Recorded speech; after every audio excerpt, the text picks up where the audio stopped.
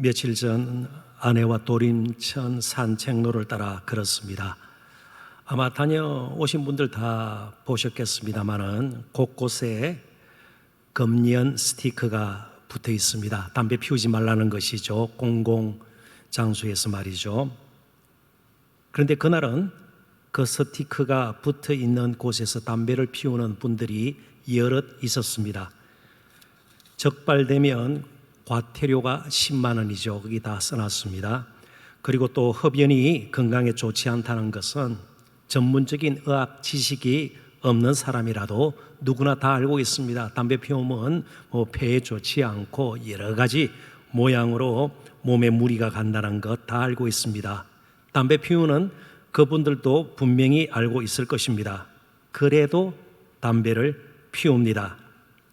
절제할 수가 없기 때문에 그럴 수도 있겠고 이미 니코틴 중독이 되어 있는지도 모르겠습니다. 아무튼 금연 스티커뿐만이 아니고 경고문이 붙어 있어도 소용이 없는 경우가 허다합니다. 이걸 조금 확대 해석하면 말씀은 있는데 삶은 완전히 딴판인 경우가 실제로 우리 가운데도 있을 수가 있다는 것이죠. 이스라엘의 역사를 더듬어 보면 그런 경우들이 아주 허다했습니다. 그러니까 스스로의 마음속으로부터의 결단이 아니면 경고의 말씀이 주어진다 하더라도 쉽게 삶의 변화가 있지 않다, 그런 뜻이죠.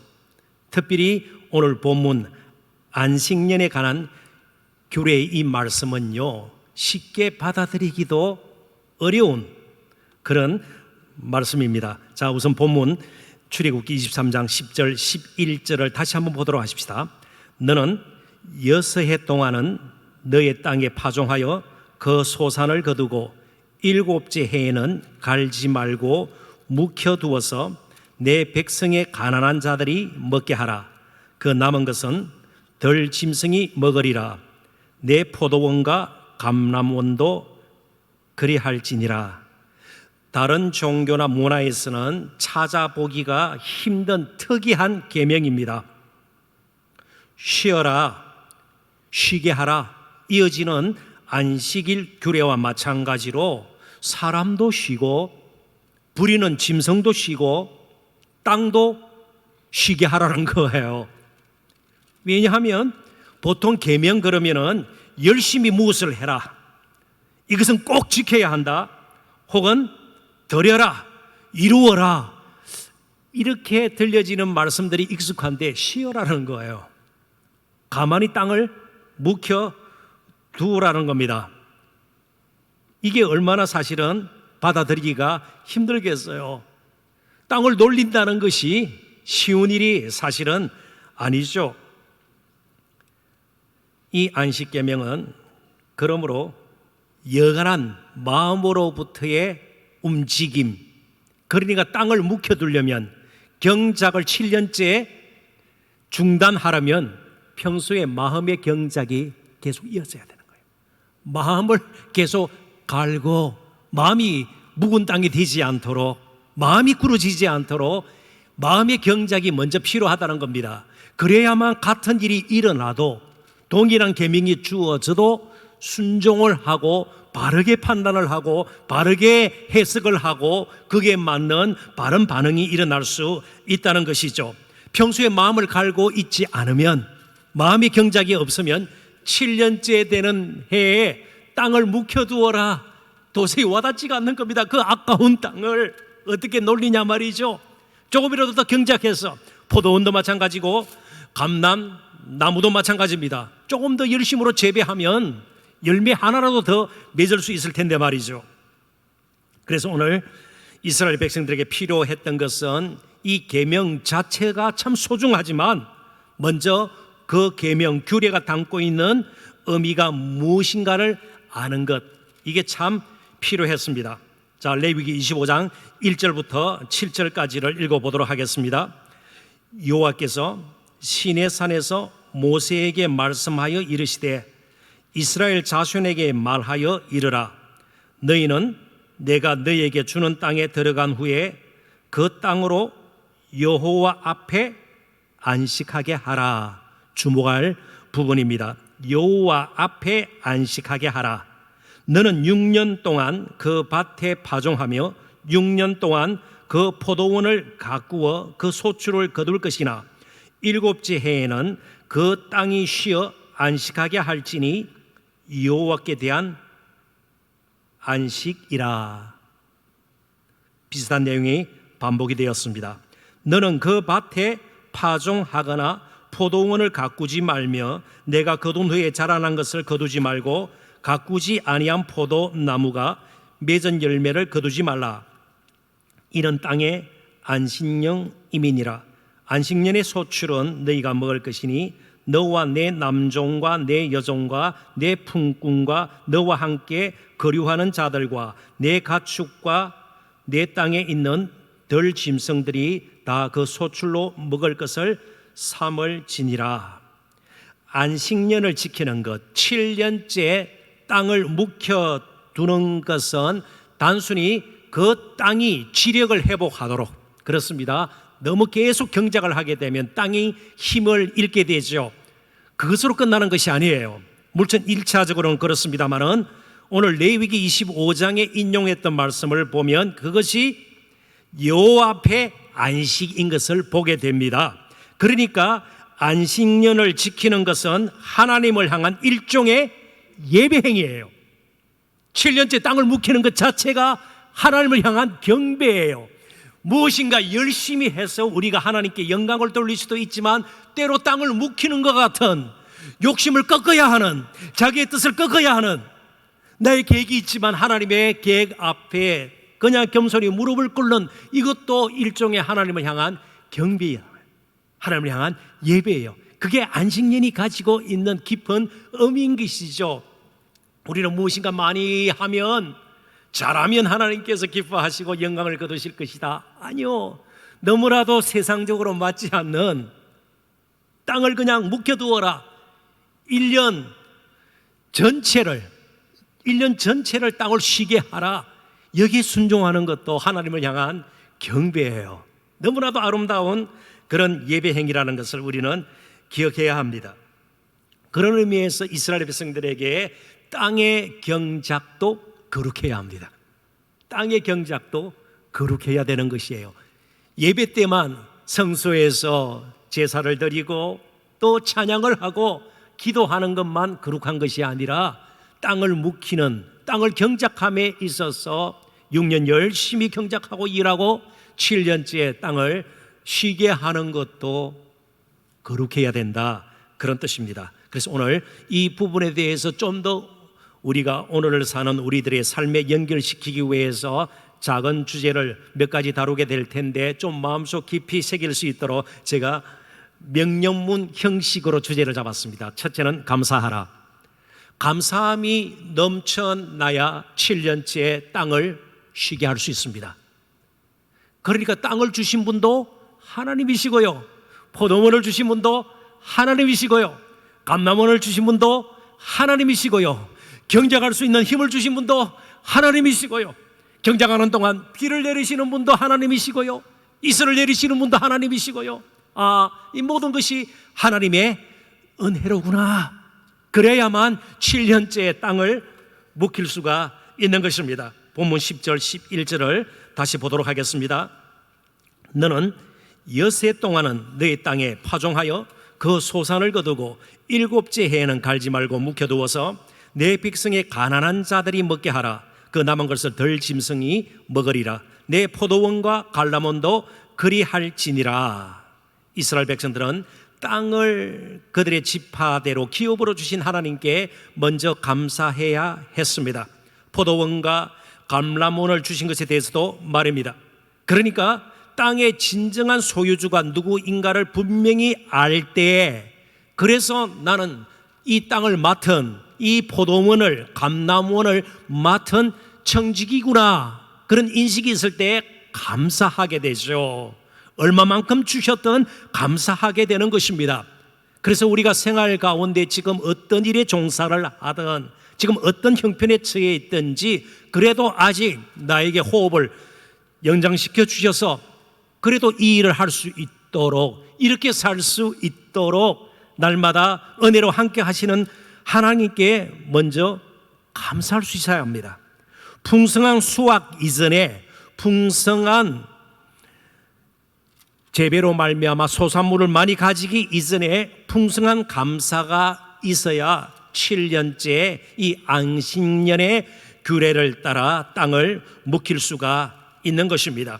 스스로 주인 노릇을 하면 감사는 줄어들게 되는 것입니다. 감사가 없는 가운데 땅을 묵히는 일은 쉽지 않을 것입니다.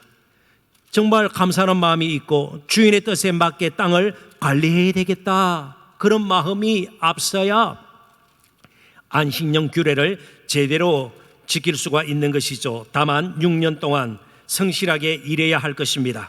이 땅을 사는 동안 일할 수 있는 것 역시 감사할 내용입니다. 아무튼 하나님께서 7년마다 땅이 쉬도록 그렇게 창조하셨다는 사실을 알고 안식년을 지킬 때의 그 기쁨, 하나님이 모든 것의 주관자이시구나, 그 사실을 알면서 이제 묵은 땅을 바라보는 것도 기쁨이 될 수가 있는 것이죠. 거기서 많은 것을 재배하고 수확한다고 해서 늘 기쁨이 있는 것이 아니라 묵은 땅을 보면서도 기뻐할 수 있는 것, 그게 바로 감사, 땅의 진정한 소유주가 누구인가를 알 때입니다. 좀 풀이하면 이렇게 될 것입니다. 가장 최상의 농자법은 하나님의 안식년 규례를 지키는 겁니다. 하나님의 말씀을 따라 사는 것보다 더 나은 인생의 경자법이 없어요. 우리가 꾀를 내고 무엇인가 잘 될 것 같은 합리적인 생각을 하고요, 아이를 키울 때도 마찬가지고요, 사업을 할 때도 마찬가지입니다. 하나님의 말씀을 제쳐두고 때로는 하나님의 마음이 어떤가를 전혀 분간하지 못하고 열심으로 우리 힘으로 무엇인가 이렇게 해낸다고 해서 훨씬 더 많은 열매를 맺는가? 그렇지가 않아요. 너무나도 어리석게 보이고요, 비합리적으로 보이고요, 비효율적이고요, 비생산적인 7년째 땅을 묵히는 것, 이게 가장 최상의 농자법이에요. 가장 열매를 많이 맺는 농자법이에요. 열심히 경작하기 전 먼저 하나님께 감사해야 합니다. 쉽지는 않지만 아침 하루 일어나서 오늘도 하루를 주신 하나님 감사합니다. 물론 늘 감사한 일이 있는 것 아니에요. 마음이 답답하고 또 마음에 여러 가지 썸뿌리가 있어서 괴로울 때도 있죠. 그럼에도 불구하고 그래도 하나님 나의 기도를 들으시고 지금도 함께 하시는 하나님인 것을 제가 믿습니다. 하루를 시작할 때 그렇게 감사하고요, 그리고 잠자리에 누울 때 오늘도 하루를 함께 하신 하나님 감사합니다. 그래서 감사가 계속 이어지도록 우리의 마음을 감사의 영성으로 채우는 인생의 경작, 마음의 경작이 먼저 있어야 할 것입니다. 피조물의 처지와 형편을 아시는 하나님의 세심한 배려와 돌보심을 먼저 기억하고 감사할 수 있는 저와 여러분이 되었으면 좋겠습니다. 그럴 때 하나님 보시기에 좋았더라가 이어지는 우리의 삶이 될 것입니다. 하나님께서는 7년째 땅이 쉬는 것을 보면서도 보시기에 좋았더라, 많은 것이 있어야 보시기에 좋았더라가 아니고 쉬고 있는 땅을 보면서도 하나님은 보시기에 좋았더라, 그렇게 하나님께서는 기뻐하실 것입니다. 신명기 8장 7절부터 10절. 그렇기 때문에 이스라엘 백성들이 가나안 땅에 들어가서 정말 하나님의 은혜인 것을 알고 모든 것이 하나님께 주신 선물인 줄 알고 감사하는 것부터 배워야 한다. 신명기서는 우리에게 이렇게 가르쳐주고 있습니다. 8장 7절부터 10절을 제가 읽어볼게요. 하나님 여호와께서 너를 아름다운 땅에 이르게 하시나니 그곳은 골짜기든지 산지든지 시내와 분천이라는 말은 개천으로 그냥 이해하시면 좋겠습니다. 샘이 흐르고 밀과 보리의 소산지요, 포도와 무화과와 석류와 감람나무와 꿀의 소산지라.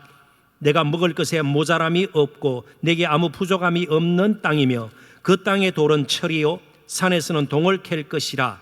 내가 먹어서 배부르고 내 하나님 여호와께서 옥토를 내게 주셨으므로 말미암아 그를 찬송하리라.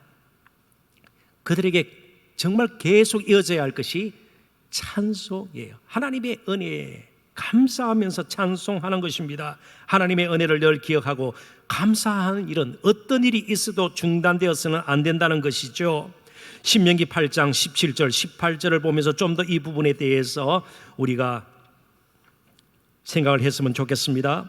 그러나 내가 마음에 이르기를 내 능력과 내 손의 힘으로 내가 이 재물을 얻었다 말할 것이라. 내 하나님 여호와를 기억하라. 그가 내게 재물 얻을 능력을 주셨습니다. 이같이 하시면 내 조상들에게 맹세하신 언약을 오늘과 같이 이루려 하심이라. 절대로 내 힘과 내 노력으로, 내 능력으로, 내 손의 힘으로 이 재물을 얻었다, 그렇게 말하지 말라는 것입니다. 하나님께 주신, 다 베푸신 은혜라는 것이죠. 하나님께서 주신 것으로 알고 감사로 날마다 이어지는 삶을 살아야 된다는 것이죠. 감사가 사라지는 것이 우상 숭배의 출발이 됩니다. 감사가 줄게 되면 그때부터 욕심이 늘 앞서게 되고요, 그 욕심이 우상을 만들기 시작하기 때문에 그렇습니다. 그래서 두 번째 저희들이 살펴볼 말씀 역시 명령형입니다. 풀어주라. 풀어주라. 손에 움켜잡지 말고 좀 풀어주라. 다른 사람에게 풀어주라, 그런 뜻입니다. 11절 다시 한번 볼까요? 일곱째 해에는 갈지 말고 묵혀두어서 내 백성의 가난한 자들이 먹게 하라. 그 남은 것은 덜 짐승이 먹으리라. 내 포도원과 감람원도 그리할지니라. 조금 먼저 우리가 또 정리할 생각들이 있는데요, 다른 사람이 옆에서 정말 줄이 있고 힘들게 하루하루를 살고 있는데 나 자신만 배부른 것은 사실 복이 아닙니다. 내 자신만 배부른 것은요, 그 진정한 복이라 볼 수가 없죠. 하나님 앞에서 악이 될 수가 있습니다. 예수님께서도 거지 나사로와 부자의 비유를 통해서 그 부분을 분명히 지적을 하셨습니다. 가진 자의 책임, 부한 자의 책임을 그 누구보다도 많이 강조했던 복음서 기자가 누가예요. 그래서 누가복음에는 부자들의 책임, 의무, 이런 것에 대해서 강조하는 비유들이 많이 나타납니다. 12장에도 어리석은 부자의 비유, 곡간을 계속 늘이고요, 어떻게 하면 하나님께서 풍성한 소출을 주셨는데 이건 나눌까 생각지 않고 자기 앞으로 살만 생각을 하고 내가 편안히 먹고 쉬리라, 이것만 생각하는 것, 예수님께서는 그걸 아주 좋지 못한 것으로 판단을 하셨습니다. 함께 먹고 또 사는 것이 하나님의 뜻이고 우리가 누릴 진정한 복입니다. 안식년을 지키는 것은 그러므로 이웃 사랑의 표현이기도 합니다. 그래서 묵혀두다, 히브리어로 샴마트라는 이 단어는 문자적으로 풀어주다, 손에서 놓는다, 그런 뜻이에요. 움켜쥐지 않고 손에서 놓는다. 때로는 이 샤마트라는 단어가 빚을 탕감하다, 채무에서 빚을 갚아야 하는 바로 그 자리에서 풀어주다, 벗어나게 하다, 그런 의미도 지니고 있습니다. 아무튼 우리가 움켜쥐어서는요 이웃사랑을 할 수가 없는 것입니다.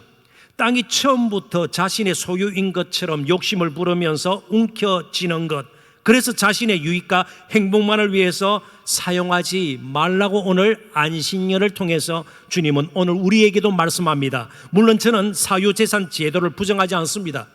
공산주의자가 아니에요.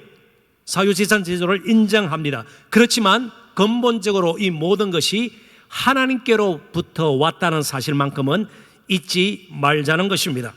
땅을 묵히는 것은 굉장히 어리석어 보이는 겁니다. 어떤 면에서는 땅을 그냥 묵혀두는 것은 억울할 수도 있는 거죠. 조금이라도 더 경작하면 더 열매를 맺을 거 아니겠습니까? 조금 더 재배에 힘쓰면 한 단이라도 곡식을 거둘 수 있게 되지 않겠습니까? 그런데 하나님께서는요 풀어주라는 것이에요. 욕심을 내어서 모든 것을 내 손에 달린 것처럼 움켜쥐지 말라는 것입니다. 이 내 땅, 내 손에서 내가 알아서 할 것이다, 그러지 말라는 것이에요. 인간이 욕심을 따라 계속 살면 결국 땅도 황폐하게 되고 결국에는 모두가 죽음을 경험하게 된다는 말입니다. 오늘 우리 이 지구를 한번 생각해 보십시오. 지구온난화 때문에 지금 우리나라에도 가뭄이 왔습니다. 환경 쓰레기 문제 등등, 지금 인간의 욕심으로 말미암아 온 생태계가 파괴가 되고 창조 질서가 삐그덕거리고요, 착취와 압제만 남게 된 것, 굳이 제가 깊이 설명을 드리지 않아도 우리 모두가 다 알고 있는 사실입니다. 이쯤에서 우리 인생 경작에 대해서도 생각을 해보십시다. 이스라엘 백성들에게 마찬가지였습니다. 하나님이 진정한 농부이십니다. 하늘의 농부가 가장 완전한 경작을 하실 수 있는 분이시고요, 그분이 결국에는 열매를 맺게 하시는 분이십니다. 하나님께서 열매 맺게 하셔야 이스라엘 백성들이 열매를 거두게 되고, 하나님께서 제대로 여러 가지 재배에 필요한 것들을 공급하셔야 수확을 거두게 되는 것입니다. 이스라엘 백성들은요, 역사적으로 보면 너무나도 안타깝게도 안식년 규례를 지키지 않았습니다. 가나안 땅에 들어가서 안식년 규례를 아예 지키지도 않았어요. 어떻게 하면 더 많은 것을 수확하고 재배할 수 있을까, 손에 넣을 수 있을까, 그러면서 아마 가나안 족속들의 농자법 이런 것들을 보았을 겁니다. 이스라엘 백성들은 광야 생활했고요, 애굽에서는요 오랫동안 벽돌을 굽던 종살이 했습니다. 그러니까 가나안 땅에 들어가서 어떻게 하면 더 많은 수확을 낼 수 있을까, 많은 것을 거둬들일 수 있을까, 그러면서 이 안식년 규례를 완전히 새까맣게 잊고 살았습니다. 그런데 하나님은 가만히 계시지 않아요. 땅은 쉬어야 합니다. 그래서 70년 바벨론 포로 생활을 통해서 경작을 아예 못하게 만들어 버렸습니다. 땅이 충분히 쉬었어요. 하나님은 땅을 쉬게 하십니다. 섭리 가운데 그분께서 지으신 이 모든 피조 세계를 하나님께서는 운행하십니다. 자, 그러면 1년간 땅을 묵히게 되는 경우 뭐 먹고 삽니까? 당연히 문제를 제기할 수 있죠. 이것은 합당한 질문일 수 있습니다. 그런데 하나님, 하늘의 진정한 농부이시고 경작자이십니다. 그래서 제가 인용할 말씀을 이제 자세히 좀 보셨으면 좋겠습니다. 레위기 25장 20절과 21절입니다. 한번 보세요.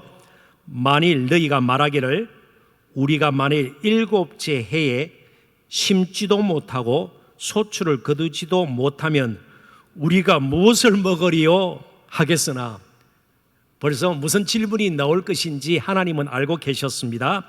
내가 명령하여 6째 해에 내 복을 너희에게 주어 땅을 묵혀두는 놀리는 해 앞서서 그 소출이 몇 년 동안 쓸 거요? 3년 동안요. 7년째 되는 해 정말 열심으로 조금이라도 내가 더 거두어야 되겠다, 조금이라도 더 많은 열매를 맺게 해야 되겠다. 근데 확실치가 않아요. 가뭄이 들어서 갑자기 지진이 나서 아무것도 거두지 못할 수도 있습니다. 그런데 이 3년 쓸 것은요, 하나님께서 확실하게 약속한 것이에요. 저와 여러분은 하나님의 계산법에 따라서 살아야 할 사람들이에요. 그래서 너무 우리 자신이 계산해서 스스로 인생을 망치는 법은 없어야 할 것입니다. 그 소출이 3년 동안 쓰기에 족하게 하리라. 우리는 기껏해야 1년치예요. 하나님은 3년치예요. 1년치가 좋아요? 3년치가 좋아요? 그런데 우리가 계산해서 어떻게든 1년치 더 가져야지. 그래서 때로는 예배를 포기해요. 기도하는 시간을 포기해요. 때로는 세상의 풍조를 따라 보통 사람들의 생활 방식을 따라 거기에 맞춰서 생활하려고 그래요. 아이들을 그렇게 키워요. 그렇게 사업하고 장사하려고 해요. 아니에요. 하나님의 계산법을 우리는 인정해야 합니다. 절대로 모자라지 않아요.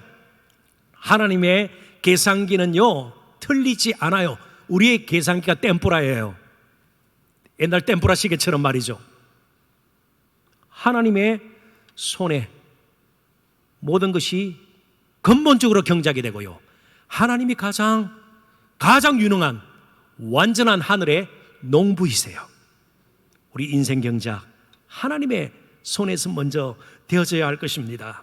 며칠 전 모 기독교 단체에서 광화문 인근 세종대로에서 말이죠, 10,000명이나 모였습니다. 밤 9시부터 다음날 새벽 5시까지 소위 철학 기도회를 가졌습니다. 밤새 기도하는 것 자체가 나쁜 것은 아니에요. 그런데 엄청난 소리를 내고요, 찬송을 부르고 그리고 통성으로 기도하면서요, 세종로 일대 근처 주민들과 거기 또 호텔들도 있지 않아요? 호텔 투숙객들의 항의가 빗발쳤다고 합니다. 속으로 어떻게 생각할까요? 저 이상한 기독교다, 비정상적인 성도들이다. 저는 철학 기도회 자체를 거부하거나 이상하다고 지금 말씀드리는 것이 아닙니다. 그 자체가 문제가 되지 않습니다. 그런데 이웃을 배려하지 않는 기도회를 하나님께서 어떻게 보셨을까요? 하나님께서 일하시는 방식이었을까요? 그런 식으로 민폐를 끼치면서까지 기도회를 진행하는 것이 진정한 거룩일까요? 그게 참 아름다운 향기로운 경건일까요? 함께 사는 법을 계속 배워나가야 합니다. 안식년 규례는 함께 사는 거예요. 정말 다른 사람을 배려하는 거예요. 그래서 마음껏 묵힌 땅에서 저절로 맺혀지는 열매를 따먹도록, 저절로 자라는 곡식이 있다면 그거 정말 양식으로 삼을 수 있도록 덜 짐승까지 와서 먹을 수 있도록 말이죠. 이것은 자신만의 행복을 추구하는 것이 아니죠. 자신의 배부름만을 위해서 열심으로 사는가 하고는 차원이 다른 것이죠. 자, 그렇다면 내 몸, 내 시간, 내 돈, 내 힘이라 우기면서 자신만을 위해 자기의 뜻을 이루기 위해 사용하는 것을 우리는 늘 두려워해야 합니다. 예수님은 자신의 유익이나 명성을 위해서 기적을 행한 적이 단 한 번도 없어요. 심지어 마태복음 4장에 나오는 시험 받을 때 주린 가운데서도 돌을 떡덩이로 만들 수 있는, 기적을 행할 수 있는 능력이 그분에게 있었지만 그분은 스스로 거부했습니다. 대신 혈류병 걸렸던 여인을 고치는 일에 자신의 힘을 사용했습니다. 12년 동안 혈류병에 걸려서 계속 하혈을 하고요, 그리고 돈도 다 쓰고요, 부정한 병으로 여김을 받고 부정한 그런 존재였기 때문에 사회적으로도 소외되고요, 아마 계속 하혈하면서 제대로 먹지도 못하고 가진 돈도 없고요, 파리했을 거예요. 이제 막 손목 뼈마디가 나올 정도로 그 간단한 손을 내밀어서 예수님의 겉옷자락으로 잡으면 내가 살리라, 구원받으리라, 그 손을 내밀어서 예수님의 겉옷자락을 잡았습니다. 성경 기자가 뭐라고 그래요? 예수님께서 자신에게서 능력이 나은 것을 깨닫고 누가 나를 붙잡았느냐? 그 여인을 결국 부르게 되죠. 우리가 오늘 그 본문을 다루는 것은 아니기 때문에 말이죠. 예수님도 자신의 힘이, 능력이 나가는 것을 분명히 아셨습니다. 그래서 팀켈러 목사님은 이 사건을 보고 이렇게 아주 쉽게 해석을 했습니다. 예수님이 힘을 잃은 덕분에 여자가 힘을 얻었다. 예수님은 항상 힘을 잃으셨어요. 늘 잃으셨어요. 쓰실 수 있지만 자기를 위해서 쓰지 않았던 거예요. 오늘 그리스도인의 아름다운 모습은요, 내가 힘을 떨쳐버리다가 아니에요. 내 힘을 잃는 거예요. 다른 사람을 위해서, 정말 때로는 공동체를 위해서 너무나도 힘없고 모든 사람들이 멸시하는 그런 사람들에게까지 뭔가 미칠 수 있도록, 그것이 바로 힘이 있지만 경작할 힘이 있지만, 재배할 힘이 있지만 7년째 땅을 묵히는 그 힘을 쓰지 않고 스스로 힘을 잃어버리는 이것이 다른 사람들에게는 복이 되는 거죠. 힘을 얻는 것이 되는 것이죠. 사용할 수 있는 땅을 묵힘으로 다른 이웃이 살 수 있도록 길을 열어주는 것, 이게 예배죠. 이게 하나님을 향한 경배죠. 욕심을 부리며 자신의 부를 위해 땅을 경작할 수 있지만 내려놓는 것, 이게 향유 옥합이 깨어지는 것과 마찬가지예요. 힘을 잃는 거예요. 향유 옥합이 깨어지면, 그 병이 깨어지면 상품 가치가 없는 거예요. 그럴 때 향기가 바래지고요. 많은 사람들을 정말 즐겁게 흐뭇하게 만들 수가 있는 것이죠. 마지막 세 번째 결론적인 주제입니다. 바라보라. 무엇을 바라봐요? 묵은 땅을 바라보면서 아유 아까워라, 아유 저 놀고 있는 땅을 보라. 그게 아니에요. 안식년에 땅을 묵힘으로 경작자는 자신도 안식할 수 있어요. 자신도 안식할 수 있어요. 더 나아가서 이 안식년 규례는요, 그 경작자들에게 영원한 안식을 기대하게 만들어요. 그리고 새 하늘과 새 땅을 바라보는 은혜를 제공합니다. 저와 여러분 마찬가지예요. 무엇을 거두든 지금 하고 있는 일이 무엇이든 우리의 마지막 기업은 이 땅에 있는 것이 아니에요. 가장 영광스러운 것은 이 땅에 있는 것들이 아니에요. 이 땅에 있지 않습니다. 하늘의 기업을 소망 삼고 사는 저와 여러분이 되어야 합니다. 무슨 근거로 그렇게 말씀하실 수가 있습니까? 이제 한 인물을 소개하면서 말씀을 맺고자 합니다. 가나안 땅을 약속으로 받아서 최초로 가나안 땅에 들어갔던 이스라엘 백성들의 조상이 누구입니까?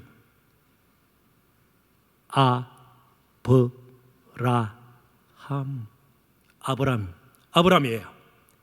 아브람이 가나안 땅에 들어갈 때에 그냥 기쁜 마음으로, 아주 편한 마음으로 가서 그 땅을 취하고 그러지 않았습니다. 본토 친척 아비집을 떠나는, 때로는 그게 상실이죠. 결별의 아픔을 그가 겪으면서 한 번도 가본 적이 없는, 그는 이방인입니다. 전혀 익숙지 않는 사람들 가운데 들어가는 거예요. 그에게 주어진 가나안 땅이 그런 땅이었습니다. 그런데 실제로 그가 가나안 땅에 들어가서 얼마나 많은 땅을 차지할 수 있었을까요? 창세기에 보면 막벨라 굴, 그가 핵 족속으로부터 산 막벨라 굴 외에는 그가 소유한 땅이 없어요. 그런데 이 막벨라 굴은요, 자신의 아내 사라가 죽었을 때에 묘지로 사용했던 것이고요, 그 후에 그 막벨라 굴에 아브람 자신이 묻히는 곳이 되었습니다. 그거 외에는 한 평 이상의 땅도 그가 차지를 못했습니다. 히브리서 기자는 그 사실을 알고 바로 그 부분을 이렇게 우리에게 들려주고 있습니다. 히브리서 11장 8절부터 10절을 제가 읽어봅니다. 믿음으로 아브라함은 부르심을 받았을 때에 순종하여 장래의 유업으로 받을 땅에 나아갈새 갈 바를 알지 못하고 나아갔으며, 우리가 충분히 숙지할 수 있는 내용이죠. 믿음으로 그가 이방의 땅에 있는 것 같이 약속의 땅에 거류하여, 하나님께서 약속하신 땅인데 오히려 거기서 나그네처럼 살았다는 것입니다.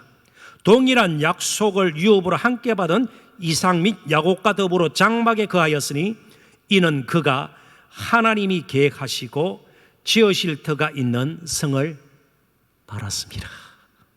아브라함이 실제로 바라봤던 것은 가나안의 그 땅이 아니었어요.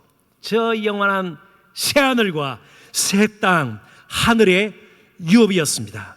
그 사실을 예수님께서도 아셨습니다. 요한복음 8장 56절, 너희 조상 아브라함은 나의 때 볼 것을 즐거워하다가 보고 기뻐하였느니라.